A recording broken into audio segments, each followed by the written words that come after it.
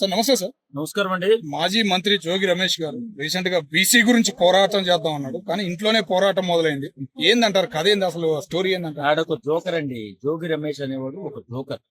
అనుకోకుండా రాజకీయ నాయకుడు అయిపోయి దోసుకు తినేశాడు జనాల్ని, ప్రజల్ని, అక్కడ ఉన్నటువంటి బెడన్న నియోజకవర్గ జనాల్ని. నిజంగా వాడు చేసినటువంటి అరాచకాలు అన్ని ఉన్నాయి. ఆ అరాచకాలు కాకుండా ఒక బిడ్డ జీవితాన్ని కూడా బలి చేశాడు.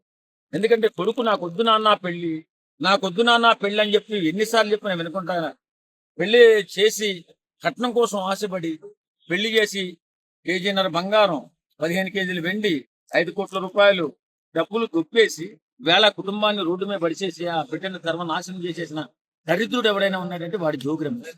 ఉచ్చనీచాలు ఉండవు ఆ ఎదవకి. పవన్ కళ్యాణ్ గారిని ఏ రకంగా తిట్టాడండి? బుద్ధుందా పిచ్చి కుక్కకి? వీడు పిచ్చి కుక్క. వీడు జోగి రమేష్ అనేవాడు ఒక పిచ్చి కుక్క. కాబట్టి వేళ పిచ్చి కుక్కలా తయారయ్యి కొడుకు జీవితాన్ని నాశనం చేయడమే కాకుండా ఆ బిడ్డ జీవితాన్ని కూడా అన్యాయం చేసినటువంటి ఒక దరిద్రుడు ఎవరైనా ఉన్నాడంటే వాడు జోగి రమేష్. అలాంటి నీచ నికృష్ట రాజకీయ నాయకులు అసలు రాజకీయాలకు పనికి రాకుండా తీసుకోవాల్సిన చర్య జగన్మోహన్ రెడ్డి గారు తీసుకోవాలి. లేని పక్షంలో ప్రజలే వాడి రాజకీయ జీవితాన్ని సర్వనాశనం చేయాలి. ఎందుకంటే వేళ బెడని నియోజకవర్గాన్ని సర్వనాశనం చేసిన ఎదవ ఎవడైనా ఉన్నాడంటే జోగి రమేష్.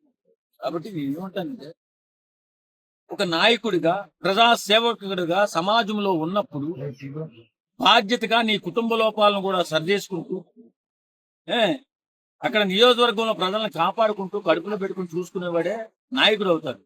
కానీ ఇలాంటి సన్నాసులు, ఇలాంటి దరిద్రులు, ఇలాంటి ఎథిక్స్ అయినటువంటి మనుషులు ఎంత నీచంగా మాట్లాడాడండి పవన్ కళ్యాణ్ గారి. పాపం అతను సొంత డబ్బులతో రాజకీయాలు చేసుకుంటూ అసలు ఒక్క ఎమ్మెల్యే కూడా లేకుండా వాళ్ళ అధికారంలో ఉన్నప్పుడు అధికార మతంతో కళ్ళు మూసుకుపోయి, కళ్ళు బయలు గమ్ముపోయి, ఒళ్ళు మొదమెక్కి, డబ్బు కొవ్వెక్కి ఎంత నీచంగా దిక్కాడు పవన్ కళ్యాణ్. ఈ దరిద్రుడికి ఆ శాపం కొట్టేసింది.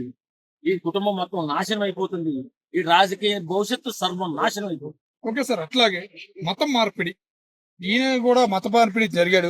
హిందూ దేవుళ్ళని పూజించొద్దని కోడలను కూడా అన్నారని విమర్శలు వస్తున్నాయి. అంటే జగన్ గారు పార్టీలోకి వెళ్ళడం వల్ల మారాడు అంటారా, లేదా ఓన్ గా ఈయన మారాడు, దీని వెనకమా లేదని కథ ఉందంటారా? ఏ ప్రభావం చూపించిందో తెలియదు. కానీ నీకు మతం మారాలనుకుంటే మీకు ఇష్టం వచ్చిన దేవుణ్ణి మారొచ్చు, తప్పులేదండి. దాని గురించి తప్పుగా మనం మాట్లాడకూడదు. కానీ ఎదుటి వాళ్ళని ఇబ్బంది పెట్టకూడదు. ఆ కోడల్ని నానా చిత్రహింసలు పెట్టి ఇబ్బంది పెట్టి మతం మారమని పూజలు చేస్తుంటే ఆ దేవుడు ఫోటోలను కూడా కాలుతో తిన్నాడంట ఈ యదవ. మరి వీడికి మరి భవిష్యత్తు ఉంటుందంటారా? వాస్తవంగా అందుకే ఈయన కుటుంబం మొత్తం నాశనం అయిపోయింది. మతం మారితే మాతాన్ని ధైర్యంగా చెప్పాలి, మగళ్ళ చెప్పాలి, అంతేగాని ఇలా నీచంగా మాట్లాడుకోండి. కాబట్టి ఈ దరిద్రుడికి ఖచ్చితంగా రాజకీయ సమాధి జరగబోతుంది.